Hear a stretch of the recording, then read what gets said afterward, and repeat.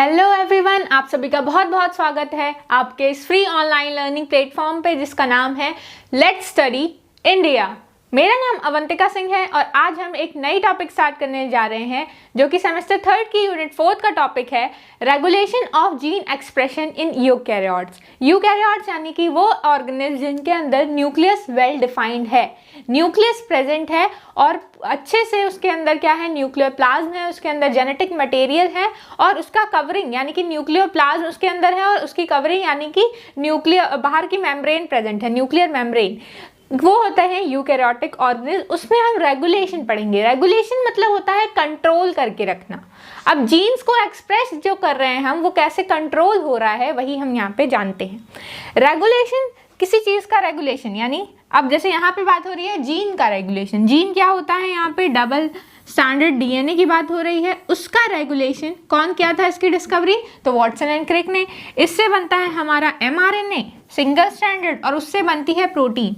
यही प्रोटीन के जो लास्ट में जो सिंथेसिस होती है, इसी को प्रोटीन को हमको कैसी प्रोटीन बनाना है, प्रोटीन बननी है या नहीं बननी है, इसी को अलग अलग लेवल पे हम क्या करते हैं, कंट्रोल करते हैं। देखिए, this is a segment of DNA, this is a DNA. DNA से बन रहा है हमारा एमआरएनए। एमआरएनए जब क्या हो रहा है, इसमें से इंट्रॉनिक सीक्वेंस निकल जा रहे हैं, ये पोर से बाहर आ जा रहा है, तो इससे क्या हो रहा है, प्रोटीन बन रहा है। इस प्रोसेस में ये कई लेवल पे इसको चेक किया जाता है, इसको कंट्रोल करके हम डिजायर्ड प्रोटीन का निर्माण करते हैं या प्रोडक्शन करते हैं। अब कहाँ कहाँ पे ये रेगुलेट होता है, पहला रेगुलेशन ये होता है ट्रांसक्रिप्शनल लेवल पे। ट्रांसक्रिप्शन यहाँ जहाँ डीएनए से आरएनए बन रहा है उसी लेवल पे हम इसको चेंज कर सकते हैं, यानी जीनोम के सीक्वेंस में चेंज कर सकते हैं, जीन्स में चेंजेस ला सकते हैं। देन सेकंड हम कर सकते हैं उसमें ट्रांसक्रिप्शन लेवल पे चेंज कर सकते हैं, यानी जब चेंज हो रहा है, अगर हो रहा है डीएनए से आरएनए बन रहा है, तब हम कोई चेंज ला दें और कोई पर्टिकुलर सेगमेंट को इसमें आने ना दें। फिर हम क्या करते हैं, आरएनए की प्रोसेसिंग करते हैं, मतलब कैपिंग होगी, टेलिंग होगी, स्प्लाइसिंग होगी। फिर आरएनए जब बनता है वो न्यूक्लियोपोर से बाहर निकलता है, तब यहाँ पे क्या हो रहा है, जब ये बाहर से निकल रहा है, जैसे आरएनए का ट्रांसपोर्ट हो रहा है, उसको हम कंट्रोल कर सकते हैं कि किस एरिया पे कहाँ हमको टारगेट करके इसको भेजना है। देन जब ये प्रोटीन बनता है तो उस प्रोटीन के लेवल पे हम प्रोटीन इस आरएनए से पर्टिकुलर कौन सी प्रोटीन चाहते हैं वहां पे हम कंट्रोल कर सकते हैं। ऐसे जीन का रेगुलेशन 5 जगहों पे होता है, इसी को हम पढ़ेंगे। तो चलिए स्टार्ट करते हैं आपका topic, gene regulation in eukaryotes. देखिए, सबसे पहले हमको पता होना चाहिए कि what is the basic difference between prokaryotic organism and eukaryotic organism in terms of gene regulation. Gene के रेगुलेशन में प्रोकैरियोट्स और यूकैरियोट्स अलग कैसे हैं। हमने आपको पहले से पढ़ा रखा है कि प्रोकैरियोट्स में ओपेरॉन मॉडल हमने पढ़ा था, लैक ओपेरॉन और ट्रिप्टोफैन ओपेरॉन। यहाँ हम यूकैरियोट्स की बात कर रहे हैं तो यहाँ पे ओपेरॉन्स नहीं होते हैं। तो पहला डिफरेंस यही है कि ओपेरॉन्स जो होते हैं वो यूकैरियोटिक सिस्टम में नहीं होते हैं और ओपेरॉन्स प्रोकैरियोटिक सिस्टम में पाए जाते हैं, जैसे कि lac operon for lactose digestion and tryptophan operon भी प्रेजेंट होता है, जिसको हम टीआरपी ओपेरॉन के नाम से जानते हैं, जो एक साथ कंबाइंड प्रोटीन्स होकर के फिर क्या करती हैं, उसको एक्स्ट्रा अमाउंट में बनने के बाद वो उसको रिप्रेस कर देती हैं खुद ही। उसके बाद ये होता है प्रोकैरियोटिक में प्रेजेंट और यूकैरियोट्स में एब्सेंट, यूकैरियोट्स में ओपेरॉन्स एब्सेंट होते हैं। देन दूसरा है कि यूकैरियोटिक जो डीएनए होता है ना, बहुत ही कॉम्प्लेक्स होता है और प्रोकैरियोट में बहुत ही सिंपल टर्मिनोलॉजी पाई जाती है। जैसे इन केस हम बात कर रहे हैं कोई भी प्रोकैरियोटिक आरएनए की, तो this is a DNA, suppose this is a segment of DNA which needs to be transcribed। ये DNA है जिसका क्या बनाना है हमको, RNA और फिर प्रोटीन बनेगी। तो ये प्रोकैरियोट्स में क्या होता है ना, ये जीन्स, ये एक प्रोमोटर होता है, उसके बाद कई जीन्स यहाँ पे प्रेजेंट होती हैं जो RNA बना लेती हैं। इससे एक RNA बनेगा, इससे mRNA बनेगा, इससे RNA, इससे mRNA। But in case of हम यूकैरियोट्स की बात करते हैं ना, तो वहाँ पे ऐसा नहीं होता है। वहाँ क्या होता है, एक प्रमोटर है, उसके साथ एक जीन लगी होगी, ये प्रमोटर है, उसकी जीन है, फिर एक और प्रमोटर होगा कहीं और जा, मतलब दूसरा डीएनए सेगमेंट में इसका प्रमोटर होगा, उसका डीएनए हो, उसकी एक जीन होगी। यहाँ पे कई जीन एक साथ अरेंज है, एक ही क्या है, एक ही प्रमोटर रीजन है। बट यहाँ यूकैरियोट्स में क्या होता है, एक जीन के लिए एक क्या होता है, पर्टिकुलर प्रमोटर होता है, हर जीन के लिए हर एक प्रमोटर प्रेजेंट होता है। यहाँ पे कई सारे जीन्स में एक ही प्रमोटर प्रेजेंट है, तो ये डिफरेंस होता है। तो इसीलिए हम कहते हैं कि यूकैरियोटिक जो ऑर्गेनिज्म है उसमें जो है ये रेगुलेशन थोड़ा कॉम्प्लेक्स होता है। यही हम समझेंगे क्या कॉम्प्लेक्सिटी होती है आगे। तो ये आपको अभी के लिए ये जानना है कि यूकैरियोटिक ऑर्गेनिज्म में ये कॉम्प्लेक्स होता है in comparison to prokaryotes. Then ये क्या होता है, डिफरेंट सेल टाइप्स। अब प्रोकैरियोटिक ऑर्गेनिज्म में ज्यादातर हम देखते हैं ये यूनिसेलुलर ऑर्गेनिज्म ही होते हैं। जैसे कि हम बात करते हैं किसकी, बैक्टीरिया की, तो बैक्टीरिया वन सेल यूनिसेलुलर होता है ना, एक सेल का बना होता है। एक सेल के बने होने की वजह से क्या होता है, उसका एक्सक्रीशन भी उसी सेल से हो रहा है, रेस्पिरेशन भी उसी सेल से हो रहा है, सारा काम उस पर्टिकुलर सिंगल सेल से हो रहा है। बट अगर हम बात करते हैं प्रो यूकैरियोटिक ऑर्गेनिज्म की, तो यूकैरियोटिक ऑर्गेनिज्म, ज्यादातर ऑर्गेनिज्म जो यूकैरियोटिक होते हैं वो मल्टी सेलुलर भी होते हैं। उनके लिए जैसे हम क्या है, यूकैरियोटिक हैं और हमारे अंदर कई सेल्स हैं। लिवर सेल्स का काम अलग है, प्रोटीन्स का वही प्रोटीन डीएनए जो है वही प्रोटीन किसी और सेल में दूसरा काम करेंगी और वही प्रोटीन किसी और सेल में दूसरा काम करती है। जैसे हार्ट का फंक्शन अलग है, लिवर का फंक्शन अलग है, बट जीनोम जो 46 क्रोमोसोम है वो सारे सेल में तो वही 46 क्रोमोसोम्स हैं, बट क्या होता है कि वो कोई पर्टिकुलर डीएनए उसमें काम करता है। आगे हम पढ़ेंगे कि वो जो हर सेल में उस प्रोटीन क्या होती है, अलग अलग सिंथेसाइज होती है और हर प्रोटीन का अलग अलग काम होता है। तो डिफरेंट तरीके के सेल यूकैरियोटिक्स में प्रेजेंट होते हैं, इसलिए उनका रेगुलेशन भी अलग अलग तरीके से होता है।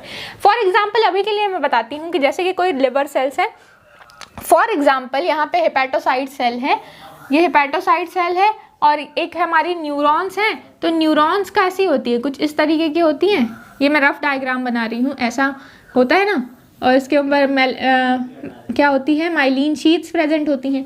तो ये जो न्यूक्लियस है उसके अंदर जो डीएनए प्रेजेंट होगा, वही डीएनए तो इस हेपेटोसाइट्स के या एपिथेलियल सेल के अंदर भी तो वही डीएनए होगा, क्योंकि 46 क्रोमोसोम जो इसमें है वही तो इसमें भी है, बट इसकी शेप ऐसी है, इसका फंक्शन अलग है, इसकी शेप ऐसी है। ये एपिथेलियल सेल है तो ये प्रोटेक्शन का काम कर रही है, ये न्यूरॉन सेल है तो ये क्या कर रही है, इम्पल्स को एक जगह से दूसरी जगह लेकर के जा रही है। तो दोनों का काम अलग क्यों हो गया जब डीएनए वही है? क्योंकि इसमें जो प्रोटीन सिंथेसिस होगी, जैसे इतना बड़ा डीएनए है तो इस डीएनए में से ये वाली प्रोटीन जो है इसमें सिंथेसिस हो रही है, बाकी सब क्या है, अभी काम नहीं कर रही है। और इस वाले डीएनए में क्या हो रहा है कि ये वाली जो प्रोटीन है वो काम सिंथेसिस हो रही है और बाकी सब डीएनए जो प्रोटीन है वो सिंथेसाइज नहीं हो रही है। तो इसलिए इस यहाँ पे प्रोटीन सिंथेसिस का जो हम देखते हैं कि डिफरेंस हो जाता है, जिसकी वजह से हर सेल का फंक्शन और हर सेल का स्ट्रक्चर अलग हो जाता है। हालांकि डीएनए वही है, बट उसमें से कौन सा सेक्शन ट्रांसक्राइब होकर के कौन सा सेक्शन कौन सी प्रोटीन बना रहा है, यही वाला सेगमेंट जो है कि प्रोटीन बनाएगा, ये वाला नहीं बनाएगा। यहाँ पे ये वाला बना रहा है इसलिए इसका काम अलग है, ठीक है। इस तरीके से क्या होता है कि कॉम्प्लेक्सिटी हमको देखने को मिलती है किसमें, यूकैरियोटिक ऑर्गेनिज्म में, या ये अलग अलग सेल में अलग अलग काम करते हैं। देन अनकपल्ड है, सॉरी, ठीक है, आपको यहाँ करेक्ट कर लेना है, this is uncoupled. Uncoupled transcription and translation process, transcription और ट्रांसलेशन प्रोसेस जो होती है यूकैरियोट्स में अनकपल्ड होती है और ट्रांसलेशन में ये कपल्ड होती हैं, यानी कि एक साथ होती हैं। किसमें, प्रोकैरियोट्स में। एक तुरंत क्या होगा, एमआरएनए, डीएनए से एमआरएनए बनेगा और एमआरएनए से तुरंत क्या हो जाएगा, क्या बन जाएगा, प्रोटीन बन जाएगी। क्योंकि अगर हम प्रोकैरियोट्स की बात कर रहे हैं तो जीनोम यहीं पे प्रेजेंट है, न्यूक्लियस तो है नहीं कि न्यूक्लियस के बाहर फिर एमआरएनए बनेगा ना, इसमें एक्सॉन इंट्रॉन होता है, सीधे इससे बनता है एमआरएनए, उससे बन जाती है प्रोटीन। अब हम बात करेंगे कि एक यूकैरियोटिक सेल है उसमें तो न्यूक्लियस है, अब यहाँ पे क्या होगा, डीएनए होगा, डीएनए से क्या बनेगा हमारा, एमआरएनए। एमआरएनए में क्या होगी, कैपिंग होगी, स्प्लाइसिंग होगी, कटिंग होगी, मतलब स्प्लाइसिंग होगी, टेलिंग होगी, फिर ये न्यूक्लियोपोर से न्यूक्लियस से बाहर आएगा। बट इसमें न्यूक्लियस से बाहर आने की इसको जरूरत नहीं है, ठीक है, इसको न्यूक्लियस से बाहर आने की इसमें जरूरत नहीं, क्योंकि न्यूक्लियस है ही नहीं प्रोकैरियोट्स में। यहाँ पे न्यूक्लियस से बाहर आएगा फिर इसकी प्रोटीन बनेगी ना, इसमें एक्सॉन इंट्रॉन है, सीधे क्या होता है, प्रोटीन की सिंथेसिस। तो ये कपल्ड है, ट्रांसक्रिप्शन ट्रांसलेशन साथ साथ हो जाता है तुरंत। यहाँ क्या है, अनकपल्ड है, साथ साथ नहीं होता है, उसको टाइम लगता है। और उसके बाद भी क्या होती है, कई प्रोसेस बीच में होती है जो हम देखेंगे यहाँ प्रोसेसेस को। अभी आपको डिफरेंस समझाया जा रहा है कि क्या इन दोनों में डिफरेंस है। देन क्रोमैटिन स्ट्रक्चर यूकैरियोट्स में क्या होता है, कंडेंस होता है। यूकैरियोट्स में आपने अभी पढ़ोगे कि कंडेंसेशन होता है, कंडेंसेशन की प्रोसेस ये क्या है, दिस इज द, ये ऐसे थ्रेड लाइक होता है क्रोमैटिन, उसको क्या करते हैं, कंडेंस होकर के ये क्या बनाती है, क्रोमोसोम्स का फॉर्मेशन करती हैं। इस तरीके से ये कंडेंस होती हैं, फिर क्या होता है, इसके पेयर आते हैं, देन ये टेट्राएड का फॉर्मेशन करती हैं। वो सारे प्रोसेसेस इसमें होती है यूकैरियोट्स में, जो कि प्रोकैरियोट्स में हमको नहीं देखने को मिलते हैं। तो ये कुछ डिफरेंस होते हैं प्रोकैरियोटिक और यूकैरियोटिक जीन एक्सप्रेशन में, ठीक है। आपको लिखना है आप लिख सकते हो, आपको स्क्रीनशॉट लेना है आप स्क्रीनशॉट ले सकते हो। देन हम बात करते हैं इसके एक एक प्रोसेस के बारे में, क्या क्या प्रोसेसेस होते हैं, कैसे रेगुलेशन हो रही है, जीन का एक्सप्रेशन को कहाँ कहाँ हम रोक सकते हैं। सबसे पहले तो हम क्या कर सकते हैं, उसके डीएनए में चेंज ला सकते हैं।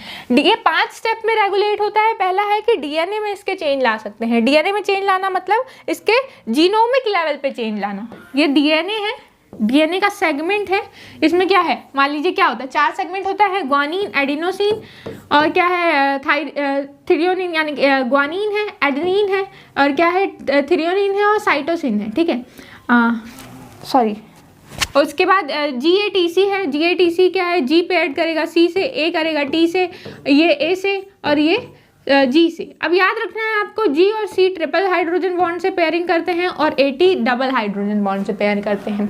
अब ये इसमें से कोई भी एक चेंज होगा तो पूरी जीनोमिक सीक्वेंसिंग क्या हो जाएगी, चेंज हो जाएगी। अगर हमने इसका ये पेयर भी एक A को हटा करके इसके जगह C कर दिया तो क्या हो जाएगा, यहाँ पेयर भी इसका बदल जाएगा और बन जाएगा G, ठीक है। अब इससे जो कोडॉन से जो प्रोटीन बनने वाली है वो दूसरी बनेगी। अगर यहाँ पे क्या होता, इसके जगह पे क्या था, CTA था जो A के कारण बन रहा था बीच में, तो A के कारण बन रहा था, वो क्या था, ये दूसरी प्रोटीन, ये दूसरा अमाइनो एसिड बनाता। तो ये दोनों अमाइनो एसिड एक जीनोम के सीक्वेंस के चेंज होने की वजह से चेंज हो जाते हैं। इसी को बोलते हैं जीनोमिक लेवल पे क्या हो रहा है, चेंज आ रहे हैं, ठीक है। उसके बाद हम बात करते हैं ट्रांसक्रिप्शन की। ट्रांसक्रिप्शन मतलब क्या है कि transcription is the process from conversion of DNA to RNA. जब डीएनए से आरएनए बन रहा है तब चेंजेस आ रहे हैं। एक एक करके हम सबको देखेंगे, अभी आगे डील करेंगे। आरएनए प्रोसेसिंग में चेंज, आरएनए प्रोसेसिंग में क्या होता है, capping, tailing, splicing. Then translation में ट्रांसलेशनल लेवल पे क्या चेंज आते हैं वो हम देखेंगे। और उसके बाद हम देखेंगे पोस्ट ट्रांसलेशन इवेंट्स क्या हैं, क्या क्या वहां पे चेंज आते हैं। तो एक एक करके स्टार्ट करते हैं। पहले जीनोम के बारे में पढ़ते हैं। जीनोम लेवल पे क्या होता है, बहुत सारे चेंजेस आ सकते हैं। मिथाइलेशन हो सकता है, एसिटाइलेशन हो सकता है। मिथाइलेशन क्या होता है, एसिटाइलेशन क्या होता है, ये अभी मैं बताऊंगी आपको। पहले ये देखिए कि क्या क्या चेंजेस आ सकते हैं। कोई भी एक जीन गायब हो सकता है, जैसे मैंने बताया कि अब यहाँ पे क्या था, पर्टिकुलर एक सेगमेंट था डीएनए का, ठीक है। एक डीएनए का सेगमेंट है GATC समथिंग लाइक दिस, है ना। उसमें से एक भी अगर डिलीट हो जाता है, एक गायब हो गया, तो अब क्या रह जाएगा, GTC।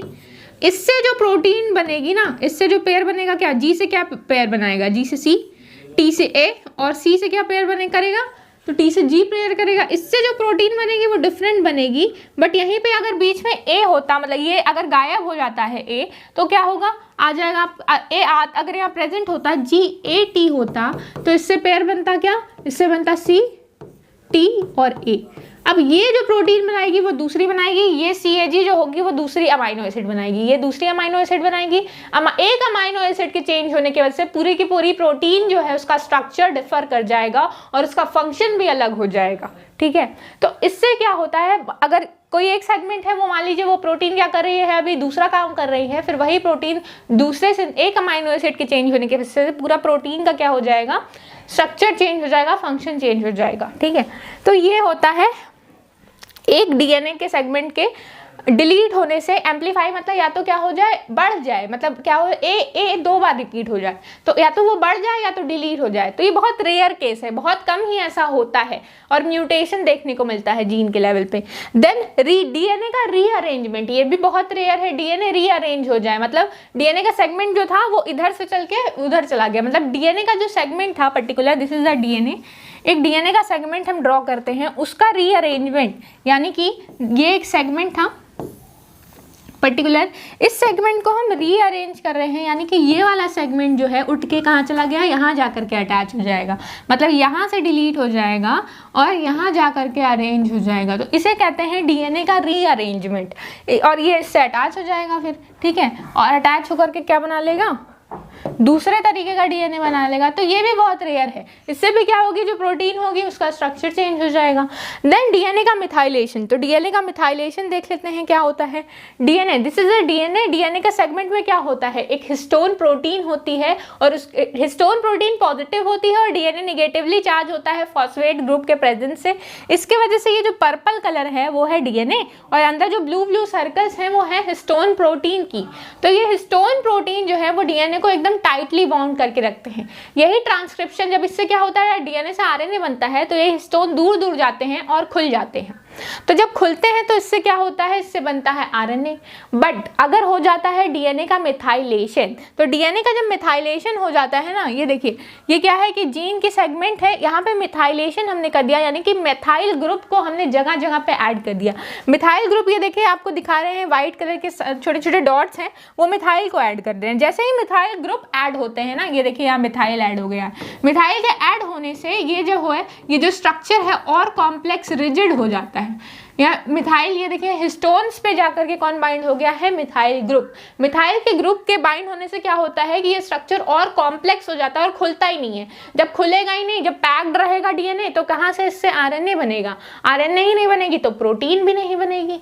तो प्रोटीन के सिंथेसिस को हमने रोक दिया, तो रेगुलेट हुआ ना, प्रोटीन की सिंथेसिस नहीं हुई तो रेगुलेशन हो गया, यानी हमने कंट्रोल कर लिया किसी प्रोटीन को। हमको वो प्रोटीन नहीं चाहिए थी, वो प्रोटीन नहीं चाहिए, तो हमने उस पर्टिकुलर सेगमेंट जो वो प्रोटीन बना रही थी, जो डीएनए ये डीएनए उससे जो प्रोटीन बनने वाली थी वो हमको नहीं चाहिए थी, तो हमने उस डीएनए पे क्या कर दिया, मिथाइलेशन कर दिया, जिसकी वजह से ये डीएनए आरएनए नहीं बना पाया और आरएनए से क्या हो गया, प्रोटीन नहीं बना। अब ये क्यों नहीं हो रहा है, इससे आरएनए क्यों नहीं बन रहा है? क्योंकि ये खुला ही नहीं। ट्रांसक्रिप्शन के लिए जो डबल हेलिकल स्ट्रक्चर था वो क्या है, वो बहुत ही ज़्यादा कॉम्प्लेक्स हो गया। मतलब क्या हो गया, इसके ऊपर हिस्टोन प्रोटीन्स के ऊपर बाइंड होने की वजह से क्या हो गया, बहुत ही ज़्यादा टाइट हो गया, और ये टाइट होने की वजह से खुला ही नहीं।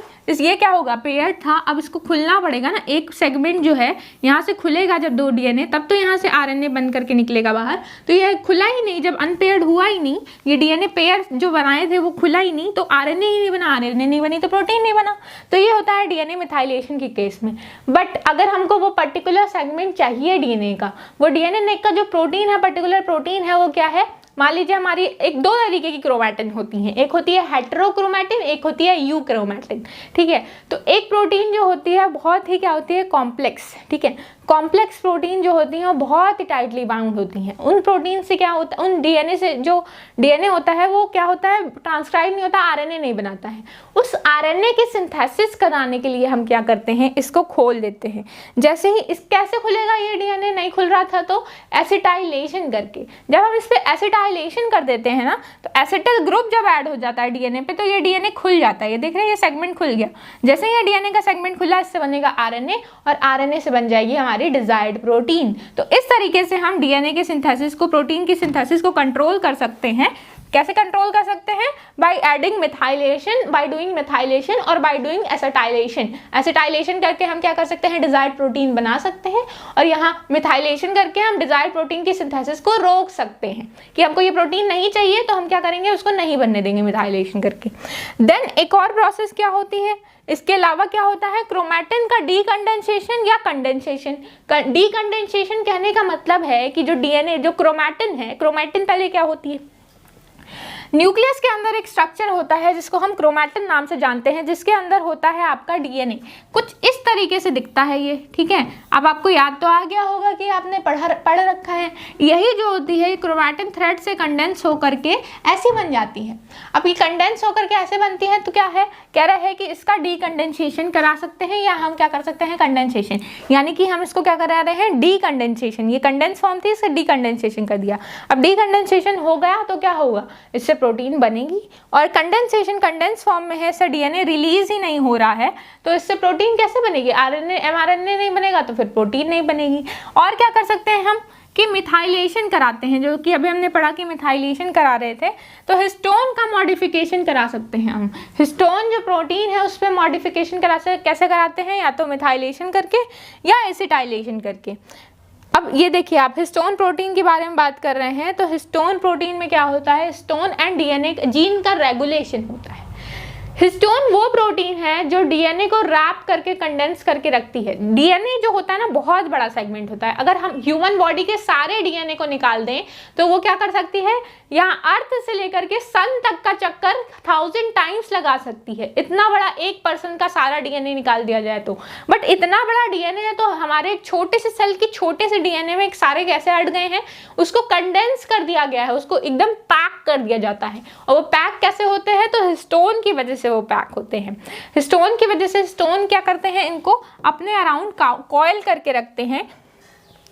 जैसे ये होती है histone protein that is positively charge, जिसके ऊपर निगेटिव चार्ज डीएनए जो है वो रैप्ड होता है, ठीक है। और डीएनए जब रैप होता है और ये इसी रैपिंग की वजह से डीएनए क्या है, कंडेंस फॉर्म में यहाँ पे है, एक जगह पे रुका हुआ, मतलब एक जगह कंडेंस है, ये पूरा न्यूक्लियस के अंदर ऐसा है। इसको बोलते हैं न्यूक्लियोसोम, ठीक है। न्यूक्लियोसोम होता है हिस्टोन प्लस डीएनए, ठीक है। तो एक हिस्टोन पे 146 पेयर ऑफ डीएनए का क्या होता है, अब पेयर क्या है, बेस पेयर, मतलब एडेनिन ग्वानिन ऐसे करके जो है वो 146 ऐसे बेस पेयर अटैच हो सकते हैं, रैप होते हैं, ठीक है। वो क्या करते हैं, इसको कंडेंस करके रखते हैं। अब हिस्टोन जो होते हैं ये वो छोटे छोटे प्रोटीन्स होते हैं जो डीएनए को डबल हेलिकल फॉर्म में क्या करते हैं, अपने ऊपर रैप करके रखते हैं। इसीलिए इसको क्या बोलते हैं, इसको ये कहते हैं इसको डीएनए का बहुत सुपर कॉइल स्ट्रक्चर, क्योंकि डीएनए तो खुद ही कॉइल्ड है, पहले डीएनए क्या है, डबल हेलिकल है, खुद ही कॉइल है, उसके बाद ये सुपर कॉइल हो जाती है और उसके ऊपर क्या है, खुद ही लपेट और कॉइल होती चली जाती है। तो super coiling, DNA super coiled form में क्रोमैटिन पे रहता है। देन क्या होता है कि टाइटली जब हिस्टोन पैक होते हैं तो उससे क्या होता है, आरएनए पॉलीमरेज बाइंड नहीं कर पाता है। आरएनए पॉलीमरेज जब बाइंड नहीं कर पाता है तो क्या होता है कि हमारा प्रोटीन आरएनए नहीं बनता है। जब आरएनए, देखिए एक स्ट्रक्चर अगर मैं दिखाऊं आपको कि कैसा डीएनए काम करता है, तो डीएनए से क्या बनता है, this is the double helical model of DNA, उससे बनता है आरएनए, आरएनए और उससे बनती है प्रोटीन। अब डीएनए से आरएनए बनने के लिए, डीएनए से आरएनए बनने के लिए क्या चाहिए, एक एंजाइम होती है जिसका नाम होता है RNA polymerase, DNA dependent RNA polymerase. DNA dependent क्यों बोलते हैं इसको, क्योंकि डीएनए पे डिपेंड करती है अपने काम करने के लिए। आरएनए पॉलीमरेज आगे इसलिए लगा है क्योंकि आरएनए का पॉलीमराइजेशन करती है, आरएनए की सिंथेसिस करती है, ठीक है। डीएनए पे डिपेंड करती है आरएनए के पॉलीमराइजेशन के लिए, तो डीएनए डिपेंडेंट आरएनए पॉलीमरेज।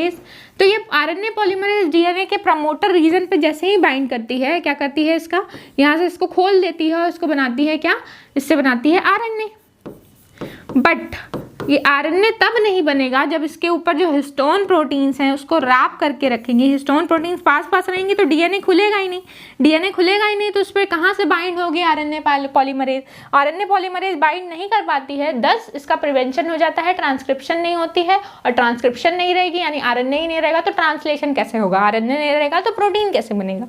तो इस तरीके से क्या होता है कि ये ओवरऑल जो है कि ओवरऑल कंट्रोल जो होता है प्रोटीन सिंथेसिस का, ये कंट्रोल कर लेता है स्टोन प्रोटीन। अब प्रोटीन को बनने ही नहीं देता है स्टोन पैक होने के वजह से, ठीक है। इस तरीके से क्या होता है कि प्रिवेंशन होता है, जीनोमिक लेवल पे सिंथेसिस नहीं होने देती है, ठीक है। डीएनए लेवल पे हम कंट्रोल कर सकते हैं। देन हम पढ़ेंगे कि ट्रांसक्रिप्शन लेवल पे क्या कंट्रोल हो रहा है।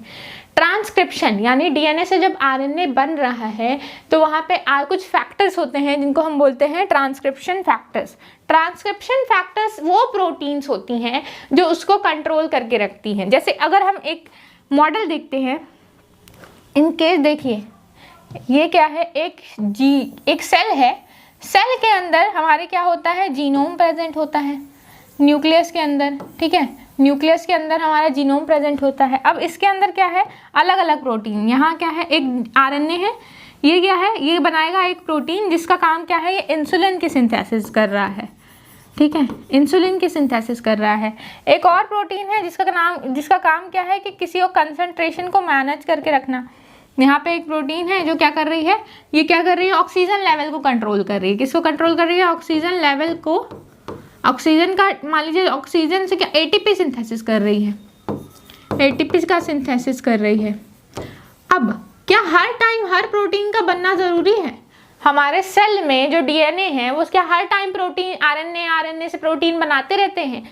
नहीं, हर टाइम हर प्रोटीन नहीं बनती है। जब उसकी ज़रूरत होती है तभी वो प्रोटीन बनती है। जैसे इंसुलिन, इंसुलिन का क्या काम है, इंसुलिन का काम होता है ब्लड में ग्लूकोज लेवल को कंट्रोल करना। तो क्या हमारे बॉडी में हमेशा इंसुलिन बनती रहती है? नहीं। जब भी ग्लूकोज का लेवल हमारे बॉडी में हाई हो जाता है, ग्लूकोज बहुत ज़्यादा हो जाती है हमारे बॉडी में, तब ये प्रोटीन बनती है। और ये प्रोटीन क्या करती है, हमारे ब्लड में ग्लूकोज लेवल को लो करती है by converting the glucose into glycogen, ठीक है। क्या होता है, ये होते हैं ग्लूकोज है। अब इस सेल में ग्लूकोज का लेवल जैसे ही हाई होगा, इंसुलिन ये वाली प्रोटीन क्या होगी, ट्रांसक्रिप्शन फैक्टर आएंगे। अब ग्लूकोज जैसे ही हाई हुआ तो सेल में बन गई टेंशन। अब सेल की जैसे ही टेंशन होती है तो ये जो आरएनए फैक्टर होते हैं, ट्रांसक्रिप्शन फैक्टर होते हैं, वो एक रिप्रेसर से, ये है आपका ट्रांसक्रिप्शन फैक्टर जो इंसुलिन को एक्टिवेट करने वाला है, जो जाएगा इस पे बाइंड होगा और इंसुलिन को एक्टिव करने वाला है। ठीक है, इसको ब्लू कलर से रिप्रेजेंट कर देते हैं, ये ब्लू है, मतलब ये जाकर के किसको एक्टिव, ये है ट्रांसक्रिप्शन फैक्टर जो कि क्या करेगा, इस प्रोटीन, इस आरएनए सेगमेंट पे जाकर के इसको क्या बनाएगा, इसकी प्रोटीन से सिंथेसाइज कराएगा। बट अगर ये प्रोटीन मतलब आरएनए, डीएनए से आरएनए बनाएगा, आरएनए से प्रोटीन बनेगी, फिर क्या होगा, इंसुलिन जैसे ही बनेगा ये क्या करेगा, ग्लूकोज लेवल को डाउन कर देगा। अब जैसे ही ग्लूकोज जैसे ही हाई होता है हमारे सेल में, ये आकर के इसको क्या कहेगा, इस ट्रांसक्रिप्शन फैक्टर को इससे अलग कर देगा। ट्रांसक्रिप्शन फैक्टर अलग करने की वजह से ये ट्रांसक्रिप्शन फैक्टर से ये रिप्रेसर को अलग अलग कर देगा। जैसे ही ये ग्लूकोज का लेवल हाई होगा, ये क्या करेगा, इन दोनों को अलग कर देगा और ये ट्रांसक्रिप्शन फैक्टर फ्री हो जाएगा। फ्री होने के बाद ये क्या करेगा, इंसुलिन की ये जाएगा और क्या करेगा, डीएनए को बोलेगा कि अब आरएनए बनाओ, और आरएनए से हमारी डिजायर्ड प्रोटीन यानी कि इंसुलिन बन जाएगी। और इंसुलिन क्या करेगा, ब्लड का लेवल, ग्लूकोज लेवल कंट्रोल कर लेगा और ग्लूकोज को स्टोर कर देगा लिवर सेल्स के अंदर ग्लाइकोजन के फॉर्म में, लिवर सेल्स के अंदर स्टोर कर देगा ले जाकर के इंसुलिन। ठीक है, तो इस तरीके से हमारे सेल में हमेशा प्रोटीन नहीं बनती है, ये ट्रांसक्रिप्शन फैक्टर जो है उसको रेगुलेट करते हैं। अगर ये रिप्रेसर से बाउंड है तब नहीं हो, जैसे हमारा एटीपी सिंथेसिस, अब हमारे सेल को उस समय रेस्ट कर रहा है तो उसको एटीपी की जरूरत नहीं है, बट अचानक से आपने क्या करना, आप एक्सरसाइज करना शुरू कर देते हो, तब तो आपकी बॉडी को बहुत सारी एटीपी चाहिए।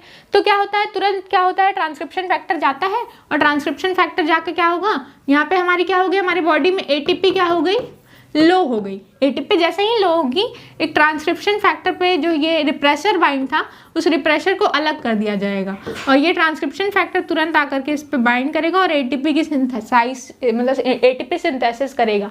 तो इस तरीके से जो ट्रांसक्रिप्शन फैक्टर हैं वो कंट्रोल करके रखते हैं। अगर एक और केस में हम बात करते हैं कि सपोज कोई सेल है हमारी, जैसे ये क्या है, न्यूरॉन की सेल्स हैं। ठीक है, न्यूरॉन की जो सेल्स होती हैं वो कैसे दिखती हैं, कुछ इस तरीके से दिखती हैं, इसमें माइलिन शीट्स हैं ये। ठीक है, और ये क्या होता है, पीछे की ओर क्या होते हैं, डेंड्रॉन, ये क्या है, नर्व एंडिंग, और आगे होती हैं आपके यहाँ पे डेंड्रॉन्स, डेंड्राइट्स। ठीक है, ये ऐसे कुछ होता है। ठीक है, उसके बाद ये जो स्ट्रक्चर है, ये अब ये है न्यूक्लियस, इसका न्यूक्लियस के अंदर होगा ये डीएनए, और यही हम कोई और सेल बनाते हैं यहाँ पे, जैसे कि हमारी है इपिथेलियल सेल्स।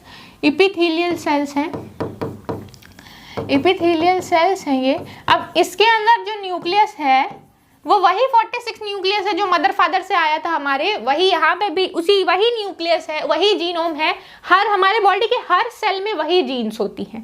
बट कुछ क्या कर रही हैं, हार्ट पंप करने में काम करा रही हैं, वो अलग दिखती हैं।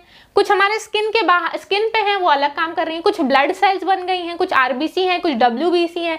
वही न्यूक्लियस होने के बावजूद इनका फंक्शन और इनका स्ट्रक्चर अलग अलग कैसे हो जाता है, इस वजह से हो जाता है क्योंकि ये पर्टिकुलर डीएनए जो है इसका, ये जो डीएनए है इसमें से वही सेगमेंट काम करने वाला है। ये क्या है, इतना बड़ा जो डीएनए था ना, ये पूरा का पूरा डीएनए जो है प्रोटीन नहीं बना रहा है, उसमें से पर्टिकुलर यही सेगमेंट जो है वो प्रोटीन बना रहा है, जो प्रोटीन की वजह से इसका फंक्शन और इसका स्ट्रक्चर अलग हो जाता है इस सेल से। इसमें कोई और डीएनए जो है उसका, इस वाले केस में इस डीएनए का कौन सा पार्ट, ये वाला पार्ट एक्टिव है और ये वाला पार्ट एक्टिव नहीं है। जब ये वाला पार्ट जो है कि डिजायर्ड आरएनए और आरएनए से डिजायर्ड प्रोटीन बनाएगा तो हमारी सेल कुछ इस तरीके से काम करेगी। ठीक है, तो वही डीएनए के होने के बावजूद पर्टिकुलर सेगमेंट ही ट्रांसक्रिप्शन फैक्टर की वजह से वो एक्टिवेट होता है और आरएनए बनाता है, और पर्टिकुलर सेगमेंट ही प्रोटीन बनाता है। उस प्रोटीन, हर सेल में अलग अलग प्रोटीन बनने की वजह से हर सेल का स्ट्रक्चर अलग दिखता है और हर सेल का फंक्शन अलग अलग हो जाता है। ठीक है, तो यही हमको आपको समझाना था कि जैसे ये है ग्रोथ फैक्टर, ग्रोथ फैक्टर आकर के बाइंड हुआ हमारे रिसेप्टर से और सेल के अंदर ये क्या लेकर के आता है, रिस्पॉन्स, सेकेंडरी मैसेंजर जनरेट होता है और वो क्या करता है, सेल को एक्टिवेट कर देता है। ट्रांसक्रिप्शन फैक्टर आकर के हमारे डीएनए से बाइंड करते हैं अलोंग विथ राइबोसोम्स, ये क्या करेंगे, डीएनए से आरएनए बनाएंगे और आरएनए से हमारे डिजायर्ड प्रोटीन ग्रोथ के लिए स्टिमुलेट हो जाएगी। ऐसा नहीं है कि ग्रोथ हम क्या जिंदगी भर ग्रो कर रहे हैं, बट अगर हमारी सेल को समझ में आ रहा है कि अभी इसको, इस सेल को ग्रोथ की जरूरत है, तो ये ट्रांसक्रिप्शन फैक्टर क्या होते हैं, रिप्रेसर से अलग हो जाते हैं और ट्रांसक्रिप्शन फैक्टर डिजायर्ड प्रोटीन की यानी कि ग्रोथ फैक्टर को रिलीज कर देते हैं। इस तरीके से ट्रांसक्रिप्शन लेवल पे एक जीन का कंट्रोल होता है, जीन का रेगुलेशन होता है, पर्टिकुलर डिजायर्ड प्रोटीन बनती है। ठीक है, रेगुलेशन मतलब कि प्रोटीन के सिंथेसिस को कंट्रोल कर रहे हैं हम। फिर इसके बाद हम आरएनए प्रोसेसिंग कर सकते हैं। अगला लेवल है हमारा, थर्ड लेवल है आरएनए प्रोसेसिंग। आरएनए की प्रोसेसिंग मतलब कि हम पर्टिकुलर सेगमेंट जो है हमारे डीएनए का, ये यूकैरियोट्स में ही होता है, इंट्रॉन और एक्सोनिक सीक्वेंस। देखिए ये है इंट्रॉन्स, ये है exons. The blue colour represents the introns. Introns जो होते हैं ये सेगमेंट अच्छे नहीं होते हैं, मतलब ये सेगमेंट जो है अच्छे हैं, मतलब ये सेगमेंट जो है रिक्वायर्ड नहीं है, ये किसी भी प्रोटीन की सिंथेसिस नहीं करते हैं।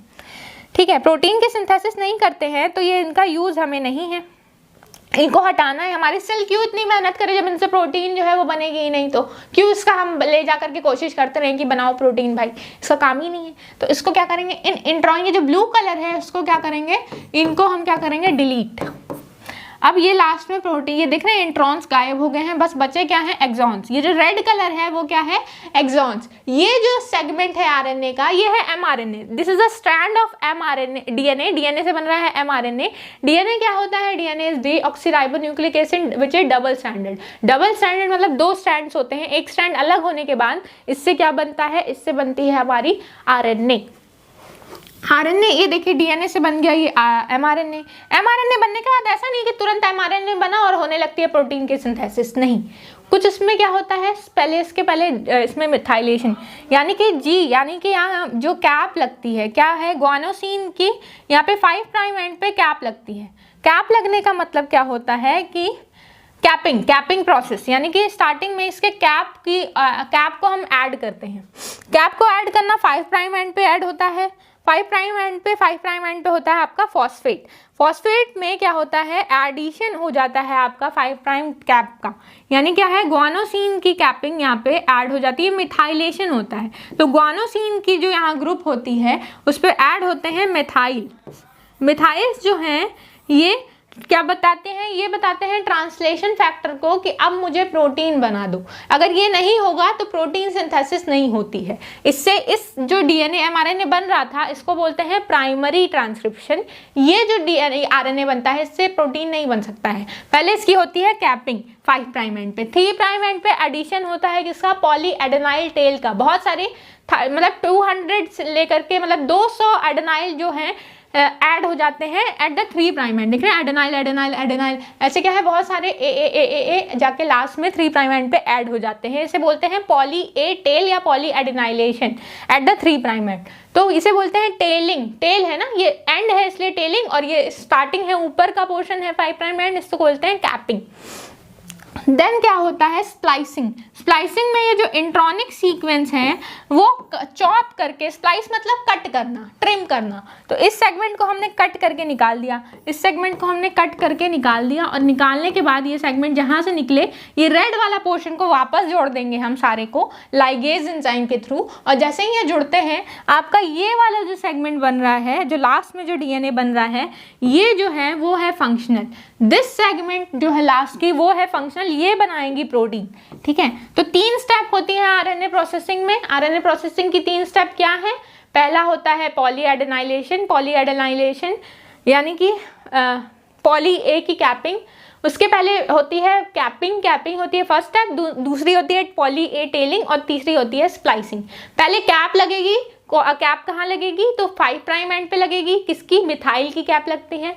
और फिर ये बहुत ज़रूरी है कैपिंग, क्योंकि वो प्रोटीन सिंथेसिस में हेल्प करता है। देन पॉली एडेनाइलेशन यानी ए टेल लगती है लास्ट में 3 प्राइम एंड पे। बहुत सारे 200 न्यूक्लियोटाइड सीक्वेंस एडेनिल के ऐड हो जाते हैं at the 3 prime and.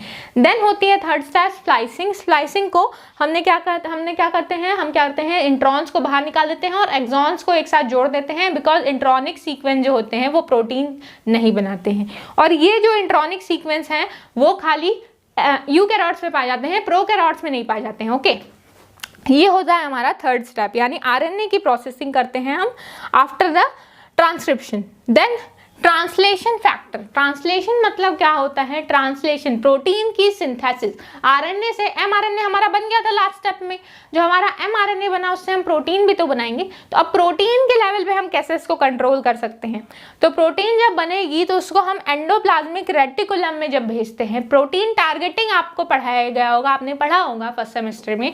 Protein targeting क्या होता है, प्रोटीन को ले जाया जाता है, मतलब जैसे प्रोटीन को सिंथेसिस होने के लिए ना एमआरएनए पे राइबोसोम्स बाइंड होते हैं, तो प्रोटीन के बनने के लिए उनको चाहिए होते हैं राइबोसोम्स। तो राइबोसोम्स हमारे सेल में दो जगह पाए जाते हैं, या तो ये फ्रीली पाए जाएंगे, फ्रीली मौजूद होंगे एक सेल के अंदर, this is a cell, nucleus में एमआरएनए बना और न्यूक्लियोपोर से, पोर्स होते हैं, इससे बाहर आ गया। अब ये क्या होगा, इस पे राइबोसोम्स जो होंगे बाइंड करेंगे और इससे बनाएंगे हमारी प्रोटीन, ठीक है, प्रोटीन्स की सिंथेसिस कराएंगे। अब ये राइबोसोम्स फ्री भी हो सकते हैं, राइबोसोम्स फ्री भी हो सकते हैं, यहाँ पे राइबोसोम्स प्रेजेंट हैं ऐसे, ठीक है। या फिर क्या होता है कि एक होता है एंडोप्लाज्मिक रेटिकुलम, जिसको बोलते हैं पर्टिकुलरली RER, जिनके ऊपर राइबोसोम्स प्रेजेंट होते हैं, रफ एंडोप्लाज्मिक रेटिकुलम। एक एंडोप्लाज्मिक रेटिकुलम होते हैं जिन पे नहीं होता है राइबोसोम, जिस पे होता है उसको बोलते हैं रफ एंडोप्लाज्मिक रेटिकुलम। इस पे जाते हैं ये एमआरएनए और बाइंड हो जाते हैं। तो अब अप्रॉक्स 1/3 जो होता है प्रोटीन सिंथेसिस, 1/3 मतलब जो टोटल प्रोटीन बन रही है उसकी 1/3 प्रोटीन्स क्या होती हैं, आगे बाइंड होती है एंडोप्लाज्मिक रेटिकुलम से। एंडोप्लाज्मिक रेटिकुलम में इन प्रोटीन्स को भेज दिया जाता है, जहाँ पे इनकी क्या होती है, इससे इन एमआरएनए को भेज दिया जाता है, जिससे क्या होता है, इन एमआरएनए से प्रोटीन्स बनती हैं। और इन एमआरएनए से जैसे ही प्रोटीन की सिंथेसिस होती है, इस प्रोटीन के बनने के बाद क्या होता है, इनकी शॉर्टिंग की जाती है, इनको भेज दिया जाता है, कहाँ भेजते हैं, गोल्गी बॉडी में भेज देते हैं। एंडोप्लाज्मिक रेटिकुलम भेज देते हैं इनको गोल्गी बॉडी में, और गोल्गी बॉडी से क्या किया जाता है, इसको अलग अलग सेल ऑर्गेनल्स के पास भेज दिया जाता है। अब हर सेल ऑर्गेनल को प्रोटीन की जरूरत होती है ना, हर फंक्शन को काम करने के लिए, हर फंक्शन करने के लिए हर सेल ऑर्गेनल को एक प्रोटीन चाहिए होता है, वो प्रोटीन भेज दिया जाता है एंडोप्लाज्मिक रेटिकुलम के थ्रू। एंडोप्लाज्मिक रेटिकुलम भेजते हैं गोल्गी बॉडी को, गोल्गी बॉडी इसकी शॉर्टिंग कर देती है, मतलब चॉप कर देती है उसको, जहाँ जहाँ चाहिए, जो रीजन इंपॉर्टेंट है उसको रखती हैं, जो नहीं चाहिए उसको कट ऑफ कर देती हैं, फिर उसको डिजायर्ड ऑर्गेनल्स के पास भेज देती हैं। तो ये होता है, ऐसे क्या होता है, प्रोटीन की सिंथेसिस होती है, प्रोटीन बनते हैं। देन क्या है कि हम कर सकते हैं, कंट्रोल कर सकते हैं translation bye initiation factor. Initiation factors वो फैक्टर्स होते हैं जो स्टार्ट करते हैं ट्रांसलेशन की प्रोसेस को। अब प्रोटीन जो है, अब ये इतनी लंबी एमआरएनए बनी, एमआरएनए से हमको बस इतना सेगमेंट ही चाहिए प्रोटीन का, तो ये जो है इनिशिएशन फैक्टर जो है वो आके यहीं पे बाइंड करेंगे पर्टिकुलरली, तो इतने ही सेगमेंट से प्रोटीन बनना स्टार्ट होगी। यहाँ बाइंड करते हैं तो ये पूरी ही प्रोटीन बन जाती है, ठीक है, ये पूरी अमाइनो एसिड की चेन बनाते हैं इससे। बट अगर यहाँ बाइंड हुए इनिशिएशन फैक्टर तो यहाँ से प्रोटीन बनने स्टार्ट हो जाएगी, ये प्रोटीन दूसरा काम करेगी। अगर यहाँ आकर के बाइंड होते हैं तो यहाँ से जो प्रोटीन बनेगी वो बड़ी बनेगी और उसका काम दूसरा होगा। तो इनिशिएशन फैक्टर भी प्रोटीन के कंट्रोल कर सकते हैं। Then translation repression including micro mRNA. मान लीजिए कोई प्रोटीन बन गई जो हमारे लिए इंपॉर्टेंट नहीं है, या ऐसी प्रोटीन बन गई जो हमारी बॉडी के लिए टॉक्सिक है या डिजीज कॉज कर रही है, तो वो प्रोटीन को बनने के से रोकने के लिए हम क्या करते हैं, माइक्रो आरएनए का फॉर्मेशन करते हैं। ये प्रोसेस मैंने अलग वीडियो में समझा रखी है, एक बार यहाँ पे शॉर्ट में समझा देती हूँ। माइक्रो एमआरएनए जो होते हैं वो एमआरएनए के नाम से जाने जाते हैं। ये एमआरएनए क्या करते हैं, ये देखिए, ये बना, ये आपका हुआ डीएनए, डीएनए से बनती है आपकी protein, this is the DNA. DNA से आपका बनता है एमआरएनए। एमआरएनए जो होता है इसको बोलते हैं मैसेंजर आरएनए, यही प्रोटीन को बनाते हैं। बट ये जो माइक्रो एमआरएनए है ना, वो आकर के इसको क्या करेंगे, ब्लॉक कर देंगे, इसको डबल हेलिकल बना देंगे, इससे कॉम्प्लीमेंटैरिटी शो कर देंगे, जिससे ये क्या हो जाएगी, एमआरएनए डबल हेलिकल हो जाएंगी। डबल हेलिकल होने की वजह से ये डबल हो गई, अब तो ये बाइंड हो गई, अब ये खुलेगी तब तो प्रोटीन बनेगा। एक सेगमेंट होता तब तो प्रोटीन बनता, बट ये डबल कर दिया, इसको कॉम्प्लीमेंटैरिटी शो करके। ये प्रोटीन हमको नहीं चाहिए थी। मान लीजिए यहाँ पे जो सेगमेंट था, यहाँ सेगमेंट था, जैसे क्या था, यहाँ थाइमीन तो होता नहीं है, तो थाइमीन की जगह होता है यूरासिल। एमआरएनए में थाइमीन की जगह यूरासिल होता है, यूरासिल, एडेनिन, ये होगा, फिर ग्वानिन, साइटोसिन। अब इसका ही कॉम्प्लीमेंटैरिटी एमआरएनए शो करेगा, क्या करेगा, अब यूरासिल है तो एडेनिन, यहाँ क्या होगा, यूरासिल, साइटोसिन और ग्वानिन। ये है आपका कौन सा सेगमेंट है, ये है माइक्रो आरएनए ये आगे इससे बाइंड कर जाएगा और कॉम्प्लीमेंटारिटी शो करेगा, डबल हेलिकल बना देगा, जिससे प्रोटीन नहीं बन पाएगी। प्रोटीन की क्या कर दिया हमने, रिप्रेस कर दिया प्रोटीन की सिंथेसिस को, प्रोटीन नहीं बनने दिया। तो इस तरीके से हम क्या कर सकते हैं, कंट्रोल करते हैं ट्रांसलेशन लेवल पे हम प्रोटीन को नहीं बनने देते, यानी mRNA बनने के बाद हम प्रोटीन ही नहीं बनने दे रहे हैं, इस वजह से प्रोटीन का एक्सप्रेशन नहीं हो पा रहा है। इस तरीके से हम क्या करते हैं, ये फोर्थ स्टेप है, जैसे हम जहाँ पे हम प्रोटीन का क्या करते हैं, ट्रांसक्रिप्शन, मतलब उसको प्रोटीन को बनने से रोक लेते हैं। Then post translational event, post translation मतलब प्रोटीन बन गई। अब प्रोटीन ऐसा नहीं है प्रोटीन बनती है तुरंत रेडी हो जाती है काम करने के लिए, ऐसा नहीं होता है। प्रोटीन जब बनती है तो उसको फोल्ड होना पड़ता है, प्राइमरी से सेकेंडरी स्ट्रक्चर, सेकेंडरी से टर्सरी स्ट्रक्चर, टर्सरी से क्वाटरनरी स्ट्रक्चर। जब ये कॉम्प्लेक्स फॉर्म में आती है, जैसे ही कॉम्प्लेक्स फॉर्म में आती है वो एक्टिव हो जाती है। जब ये ऐसे प्राइमरी फॉर्म में होती है तब ये एक्टिव नहीं होती है, ऐसे बनती है ना, जब बनती है, जब ये ट्रांसलेशन होकर के प्रोटीन बनती है तो कुछ इस तरीके की बनती है। तो ये नहीं कि बन गई तो एक्टिव हो गई, ऐसा नहीं है, इसमें फोल्डिंग होती जाती है। फोल्डिंग होते होते तब ये क्वाटरनरी स्ट्रक्चर बनता है, तब इसमें क्या होता है, ये एक्टिव होती हैं। तो अब हम इसको कैसे रोक सकते हैं, देखिए, मतलब प्रोटीन फोल्डिंग के असेंबली को हम रोक सकते हैं। Protein folding and assembly, possible polypeptide cleavage हो जाए, कोवेलेंट मॉडिफिकेशन हो जाए, ये सब मतलब पहला पढ़ते हैं प्रोटीन फोल्डिंग, यानी प्राइमरी से जब सेकेंडरी बनता है, सेकेंडरी ये स्ट्रक्चर, सेकेंडरी स्ट्रक्चर में अल्फा और बीटा प्लीटेड शीट्स आती हैं। ये जो है प्रोटीन फोल्डिंग में, ये मैंने अलग से समझाया है एक वीडियो में प्रोटीन फोल्डिंग, उसमें आपको ये मिल जाएगा कि कैसे ये प्रोटीन फोल्डिंग होती है। ये बॉन्ड क्या है, देखिए ये एक सिंपल प्रोटीन का बॉन्ड है। अब यहाँ से हाइड्रोजन बॉन्ड बन गया, यहाँ से एक हाइड्रोजन बॉन्ड बनता है और ये ऐसे फोल्ड होती जाती है, और बॉन्ड बनते हैं और फोल्ड होती जाती है, ऐसे बहुत ही कॉम्प्लेक्स फोल्ड स्ट्रक्चर बना लेती है। तब जाके ये प्रोटीन अपना काम करना शुरू करती हैं, जब ये फोल्ड हो जाती हैं। इसके लिए इसके बीच में कई सारी बॉन्ड होती हैं, बनती हैं, हाइड्रोजन बॉन्डिंग बनती है, हाइड्रोफोबिक बॉन्ड बनती है, आयनिक बॉन्ड्स बनते हैं, और क्या कई सारे बॉन्ड बनते हैं, पॉलीपेप्टाइड यहाँ बॉन्ड बनती हैं। हर अमाइनो एसिड्स के बीच में, अब अमाइनो एसिड को भी, एक अमाइनो एसिड को दूसरे अमाइनो एसिड से जुड़ने के लिए भी एक बॉन्ड चाहिए होता है, उस बॉन्ड को बोलते हैं पेप्टाइड बॉन्ड। ये अमाइनो एसिड है, मान लीजिए ये लाइसिन है, लाइसिन नाम की अमाइनो एसिड है, इसको दूसरे एस्पार्टेट से बाइंड करना है, तो यहाँ पे एक पॉलीपेप्टाइड बॉन्ड बनता है। ये पॉलीपेप्टाइड बॉन्ड, ये है पॉलीपेप्टाइड बॉन्ड है, जिसको एक अमाइनो एसिड से दूसरे अमाइनो एसिड को जोड़ने के काम आता है। हर अमाइनो एसिड दूसरे अमाइनो एसिड से एक पॉलीपेप्टाइड बॉन्ड से जुड़ी होती है। ये है आपका जो बीच में है ना, ये है पॉलीपेप्टाइड बॉन्ड। तो ये ऐसे फोल्डिंग की वजह से ये प्रोटीन कॉम्प्लेक्स होती जाती है और क्या करती है, फंक्शनल होती है। अगर हम इस फोल्डिंग को ही ना होने दें तो हमारी प्रोटीन फंक्शनल ही नहीं होगी, काम ही नहीं करेगी। तो वहाँ पे हम इसको रेगुलेट कर सकते हैं कि हम फोल्ड ही ना होने दें प्रोटीन को। अब प्रोटीन को फोल्ड होने से कैसे रोक सकते हैं, तो हम उसमें जो बॉन्ड बन रहा है उसको ब्रेक करा दे ले जा करके, यानी कि पॉलीपेप्टाइड बॉन्ड का क्लीवेज करा दें। ये बॉन्ड्स क्या किया हमने, ऐसे एंजाइम भेज दिए जो ये बॉन्ड ही तोड़ दिए। तो बॉन्ड तोड़ देंगे तो हर अमाइनो एसिड अलग हो जाएगी, तो अमाइनो एसिड जब अलग हो जाएगी तो इसका फंक्शन दूसरा हो जाएगा। यहाँ 6 की थी, 6 में से 3 अलग कर दिया हमने, 3 अलग कर दिया। अब ये इकट्ठे जो काम कर रही थी वो अलग अलग प्रोटीन अलग अलग काम करेगी। मान लीजिए इसका काम क्या था, जब एक साथ थी ये ऐसे थी, मतलब कि 6 एक साथ थी जब अमाइनो एसिड, तब इनका काम दूसरा था, ठीक है। लेकिन अब ये अलग अलग जब हो गई, 3 अलग हो गई और 3 अलग हो गई, तब इसका काम क्या हो जाएगा, तब इसका काम अलग हो जाएगा, तब ये डिफरेंट फंक्शन को परफॉर्म करेंगी। मान लीजिए इस केस में ये क्या कर रही थी, जब एक साथ थी पूरी, तब क्या कर रही थी, ये रेस्पिरेशन में हेल्प कर रही थी या एटीपी प्रोडक्शन कर रही थी। बट जब ये अलग अलग हो गई ना, तब ये अलग अलग काम करेंगी, मतलब ये तब एटीपी का प्रोडक्शन नहीं करेंगी, तब किसी और काम में ये इन्वॉल्व हो जाएंगी। जैसे मान लीजिए डाइजेशन करने लगेगी, इसका काम कुछ और हो जाएगा, किसी और चीज़ को रेगुलेट करना। तो इसकी प्रोटीन की साइज पे डिपेंड करता है, इसके अमाइनो एसिड पे डिपेंड करता है कि ये प्रोटीन कैसी होगी, इसका नेचर कैसा होगा, ये काम कैसा करेंगी, ठीक है। तो हम इसको क्या कर सकते हैं, इन बॉन्ड को ब्रेक करा सकते हैं। पॉलीपेप्टाइड बॉन्ड को हमने यहाँ से ब्रेक करा दिया। देन कोवेलेंट मॉडिफिकेशन, अब हम किसी भी अमाइनो एसिड पे, ये अमाइनो एसिड सीक्वेंस है, इस अमाइनो एसिड पे हम कोवेलेंट मॉडिफिकेशंस कर सकते हैं। कोवेलेंट मॉडिफिकेशन कहने का मतलब है, ये भी मैंने पढ़ाया हुआ है दूसरे वीडियो में जहाँ हमने पोस्ट ट्रांसलेशनल इवेंट पे पढ़ाया था, वहाँ पे इसमें हम इस टॉपिक से हमने एक बार डील कर रखा है। तो पोस्ट ट्रांसलेशनल इवेंट्स में मतलब क्या होता है, यहाँ कोवेलेंट बॉन्डिंग होती है। कोवेलेंट बॉन्डिंग यानी फॉस्फेट का एडिशन, सल्फेट का एडिशन, हाइड्रोक्सिल ग्रुप का एडिशन, यानी कि ये जो आपकी अमाइनो एसिड्स हैं, यहाँ पे क्या है, जैसे लाइसिन है, तो लाइसीन से आके जुड़ गया आपका फॉस्फेट ग्रुप, या कि कोई और अमाइनो एसिड उस पर क्या जुड़ गया, OH ग्रुप, हाइड्रोक्सिल ग्रुप। तो अब इसका फंक्शन जो है वो दूसरा हो जाएगा। यहीं पे जो नॉर्मल प्रोटीन थी जिसमें कोई बॉन्डिंग नहीं थी उसका काम दूसरा हो जाएगा, ठीक है। तो कोवैलेंट बॉन्ड के थ्रू जो फॉस्फेट ऐड हो रहा है वो इसको एक्टिव बना दे रहा है, या फिर फॉस्फेट ऐड होने से इसका काम जो है वो दूसरा हो जाता है। या कोई भी कोवैलेंट बॉन्ड से कोई भी ग्रुप ऐड हो सकता है, फॉस्फेट ऐड हो सकता है, हाइड्रोक्सिल ग्रुप ऐड हो सकता है, सल्फेट ग्रुप ऐड हो सकता है, ठीक है, कार्बोक्सिलिक ग्रुप ऐड हो सकता है, कुछ भी ऐड हो सकता है, ठीक है।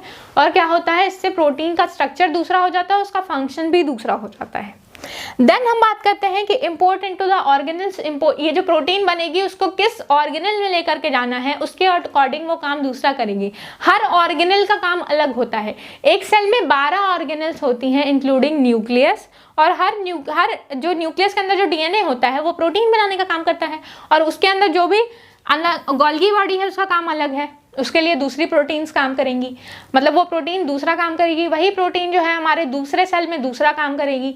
तो इस तरीके से हर सेल में वही प्रोटीन, किडनी में वही प्रोटीन क्या कर रही है, फिल्ट्रेशन का काम कर रही है, वही प्रोटीन हमारे हार्ट में प्रेजेंट है तो ब्लड पंप करने का काम कर रही है।